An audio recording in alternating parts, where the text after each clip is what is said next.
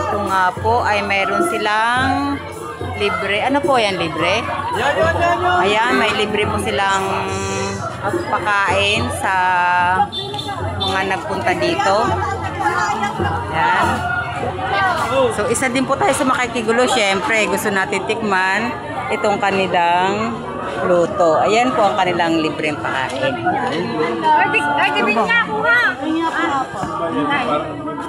So, ayan po sila kuya na sila yung nag-assess sa mga namimigay. O, ayan. At hindi po yung binibili. So tayo, syempre, gusto rin natin tikman ng kanilang puto. Kaya manghingi tayo. Kasi ito na nga, binigyan ako ng 2 puto. Can I have 2? Yes, thank you. Ang babait nila.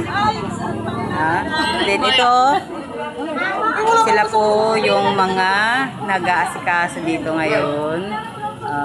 At so, yan.